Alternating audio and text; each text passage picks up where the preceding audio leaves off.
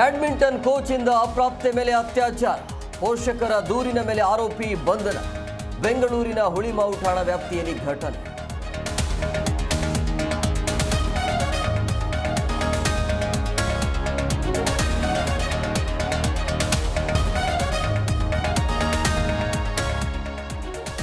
ಸಿಎಂಗೆ ಕೋವಿಡ್ ಭ್ರಷ್ಟಾಚಾರ ತನಿಖಾ ವರದಿ, ನಿವೃತ್ತ ನ್ಯಾಯಮೂರ್ತಿ ಮೈಕಲ್ ಡಿ ಕುನಾ ಸಮಿತಿಯಿಂದ ಹಸ್ತಾಂತರ.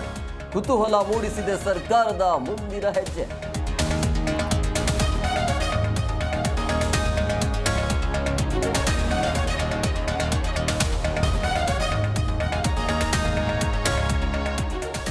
ಬಿಜೆಪಿ ಕಾರ್ಯಕರ್ತ ಆತ್ಮಹತ್ಯೆ ಪ್ರಕರಣ, ಒಂದು ಫೋಟೋ ಹಾಕಿದ್ರೆ ಕೇಸ್ ಮಾಡ್ತಾರೆ.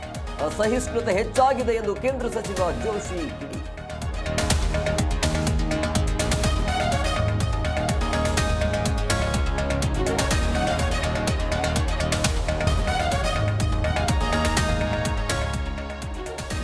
ನನ್ನದು ಅಕ್ರಮ ಆಸ್ತಿ ಇದ್ರೆ ಬಹಿರಂಗಪಡಿಸಲಿ, ತಪ್ಪು ಮಾಡಿದ್ರೆ ಶಿಕ್ಷೆ ಅನುಭವಿಸ್ತೇನೆ.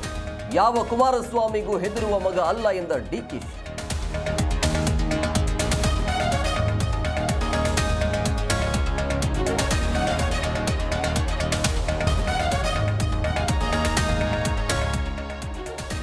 ಐಎನ್ಎಸ್ ಸುನೈನ ಯುದ್ಧ ನೌಕೆಯ ಫ್ಲಾಗ್ ಆಫ್, ಕಾರವಾರದ ನೌಕಾನೆಲೆಯಲ್ಲಿ ರಾಜನಾಥ್ ಸಿಂಗ್ ಚಾಲನೆ. ಪ್ರಾದೇಶಿಕ ಕಡಲ ಭದ್ರತೆಗಾಗಿ ಆಯೋಜನೆ.